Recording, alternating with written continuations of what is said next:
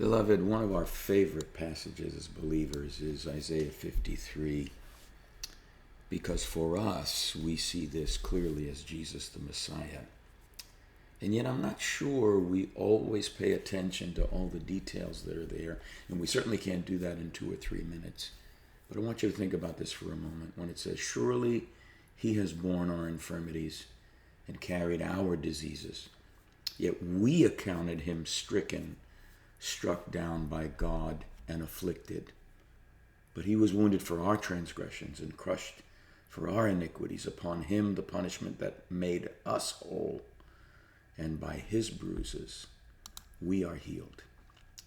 When we think about "for God so loved the world that he gave his only begotten Son," and we look at the justice of God, that God himself became flesh and turned crime and punishment upside down by absorbing in his very being the very disease of sin itself, with all of its ramifications, its violence, its evil, its depravity, and he takes it into his own being, and by death he destroys death and sin and the grave, to let us know the extent to which he will go to bring us to wholeness.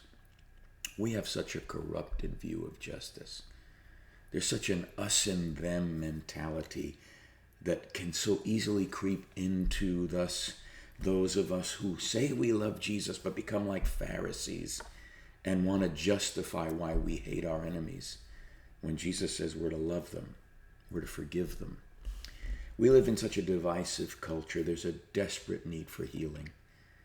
But if we are going to embrace the sufferings of Christ and realize that only God's justice can bring about what is right, and look at how God accomplishes justice.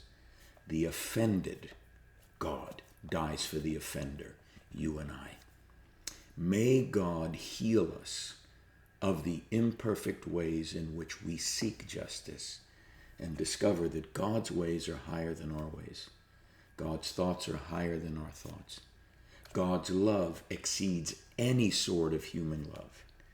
If you then, being evil, know how to give good gifts to your children, how much more will your Heavenly Father give good gifts to those who seek him?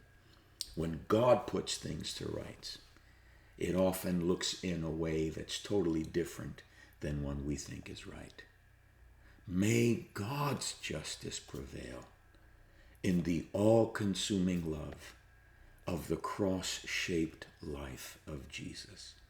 And may those of us who love him allow the healing that takes place through and by the cross in the Spirit further perfect us in the love that conquers and never fails.